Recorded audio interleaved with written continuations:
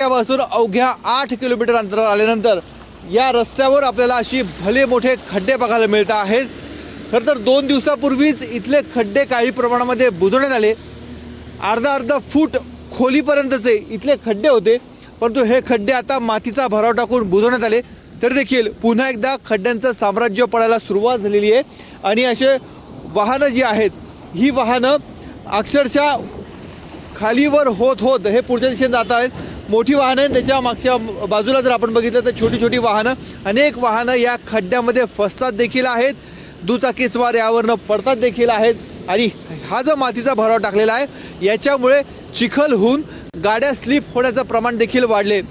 नाशिक मुंबई महामार्गावर ठिकठिकाणी खड्ड्यांचं साम्राज्य बघायला मिळते, तर अनेक ठिकाणी बंद पडलेली कामं देखील बघायला मिळत आहेत। आपण आता महामार्गावरील मुंडेगाव परिसरामध्ये आहोत। नाशिकपासून साधारणतः 32 ते 35 किलोमीटरचं हे अंतर आहे आणि या ठिकाणी अंडरपासचं काम गेल्या अनेक वर्षांपासून अशा स्वरूपाचं बंद पडलेलं आहे। त्यामुळे इथून येणारी जी वाहतूक आहे ती दुसऱ्या रस्त्याने वळवण्यात आलेली आहे। खरं तर हा नाशिकहून मुंबईकडे जाणारा मार्ग आहे, या रस्त्यावरचं काम अर्धवट आहे।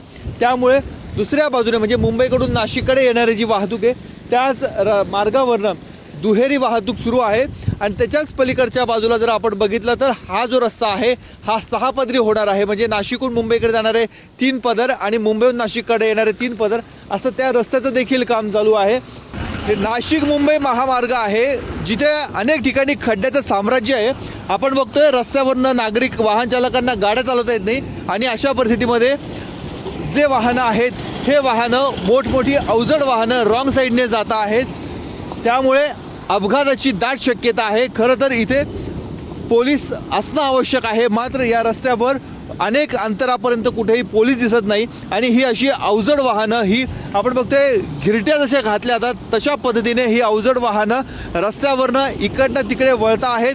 कुठलेही वाहतुकीचे नियम यांच्या माध्यमातून पाळले जात नाही आणि त्यामुळे मोठे अपघात संभवतात। या महामार्गावर याआधी देखील अनेक असे अपघात झालेले आहेत, परंतु ही जी अशा पद्धतीची बेशिस्तपणे वाहतूक चालू आहे त्यांना अटकाव घातला जात नाही। खरं तर हा मुंबई आग्रा हायवे नसून हा मुंबई आग्रा स्मशानाकडे पोहोचवणारा रस्ता आहे।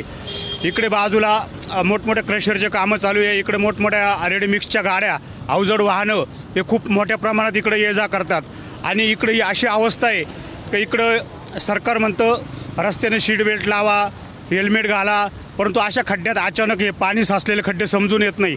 त्याच्यात अचानक गाडी गेली तर काहीच समजत नाही, इथे अनेक मृत्यू होतात। आता इथे जे समोर बॅनर लावलेलं आहे जाधव म्हणून यांचं असंच अपघाती निधन झालेलं आहे। आपण आता नाशिक मुंबई महामार्गावरील कसारा घाटामध्ये आहोत। नाशिकपासून इथपर्यंत येता येता अनेक ठिकाणी आपल्याला रस्त्यावर खड्ड्याचं साम्राज्य बघायला मिळालं। काही स्पॉट असे आहेत ज्या स्पॉटवर दरवर्षी खड्डे पडतात, ते खड्डे बुजवले जातात, त्यावर हजारो रुपयांचा खर्च होतो, मात्र पुन्हा दुसऱ्या वर्षी त्याच ठिकाणी खड्डे पडलेले असतात। महामार्ग दुरुस्तीचं काम अनेक ठिकाणी सुरू आहे, काही ठिकाणी 6 लेन करण्याचं काम चालू आहे, त्यामुळे वाहतूक कोंडीचा सामना करावा लागतोय। काही ठिकाणी अंडरपास असतील, उड्डाण पूल असतील याची अर्धवट आणि रेंगाळलेली कामं आहे, त्यामुळे देखील वाहतुकीची कोंडी ही या कोंडीला सामोरं जावं लागते।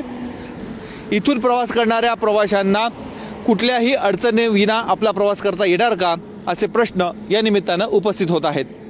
कॅमेरामन किरण कटारेसह मुकुल कुलकर्णी, एबीपी माझा, कसारा घाट। भारतीय संरक्षण संशोधन आणि विकास संस्था अर्थात DRDO आणि खाजगी कंपन्यांनी मिळून एक तोफ विकसित केली आहे। या तोफेची काय नेमकी वैशिष्ट्ये आहेत पाहूया।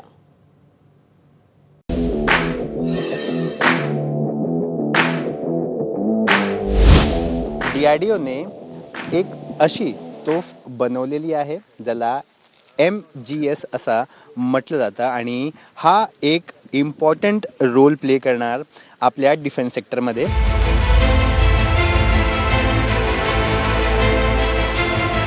नेमका ह्याची विशेषता काय आहे आणि महत्त्व काय, कारण की ह्याच्या आधी देखील आपल्याकडे तोफ होते। याची बेसिकली सर्वात महत्त्वाची जी विशेषता आहे ती म्हणजे क्विकली तुम्ही डिप्लॉय करू शकता. 80 सेकंदामध्ये तुम्ही गाडी थांबल्यानंतर लगेच त्याला डिप्लॉय करू शकता आणि पहिला राऊंड फायर करू शकता. आणि दुसरी महत्वाची गोष्ट म्हणजे इमिजिएटली तुम्ही आउट ऑफ ऍक्शन येऊ शकता.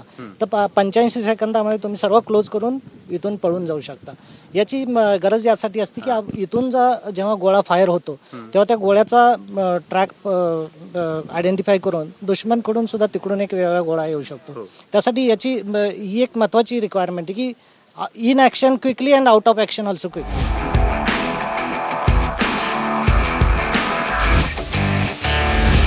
प्रत्येक ठिकाणी आपण नेऊ शकतो की रिस्ट्रिक्शन्स पण आहे, या ठिकाणी आपण नेऊ शकत नाही सध्या. आणि याची स्पीड काय असणार आहे, किती क्रू मेंबर असणार आहे आणि कसा बसणार आहे, आपण थोडा हे दाखवलं तर हा सांगा ना. हा तर याच्यामध्ये टोटल 6 क्रू बसतात. हा आणि 6 क्रू पूर्ण ऑपरेशन करू शकतात या गाडीची. हा आणि याची जर कुठेही नेऊ शकता असा जर प्रश्न असेल तर ही गाडी कुठल्याही ठिकाणी जाऊ शकते. Like desert, like high altitude, हा प्रत्येक ठिकाणी ही जाऊ शकते. आणि आम्ही याच्या एक्सटेन्सिव्ह ट्रायल्स केलेल्या आहेत गाडीच्या.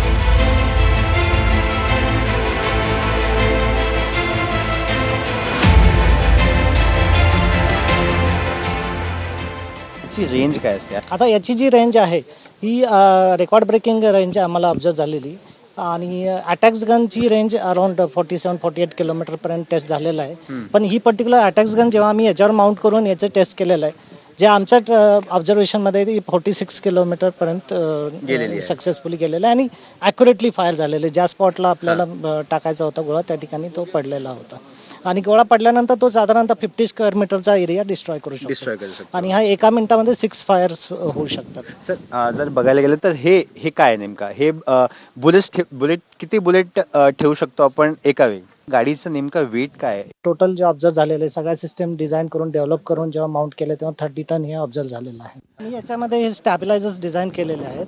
तर जो कम्प्लीट जो लोड येतो, फायरिंग लोड येतो, तो या स्टॅबिलायझरच्या थ्रू ग्राउंड मध्ये निघून जातो. कुठल्याही प्रकारचा चॅसी मेंबर किंवा टायर वरती याचा कुठलाही लोड येत नाही.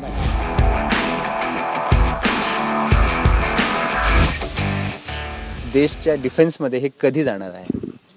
ऍक्च्युली आता आम्ही DRDO मध्ये प्रोसिजर प्रमाणे टेक्नॉलॉजी डेमॉन्स्ट्रेटर प्रोजेक्ट घेऊन ही सिस्टम डेव्हलप केली आणि त्याच्या DRDO इंटरनल ट्रायल्स कम्प्लीट केलेले आहेत. आता युजर ट्रायल्स होतील आणि युजर ट्रायल्स नंतर आम्ही आता हिची पूर्ण टेक्नॉलॉजी डेव्हलपमेंट पार्टनरला ट्रान्सफर केली. So development partner will respond to the RFP by. किती ऑर्डर्स आतापर्यंत आलेल्या? 800 असा बोलला जातोय. हा, जसं ऐकलेलं आहे की आर्मीची रिक्वायरमेंट 800 व्हेकलची आहे आणि त्याचा त्यांनी RFP फ्लोट केलेला आहे.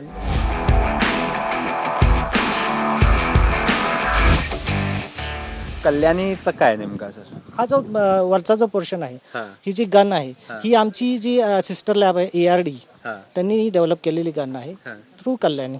ओके. सो ती गन आम्ही त्यांच्याकडून बनवून घेऊन, पण that is also suitably modified to be able to mount on the. He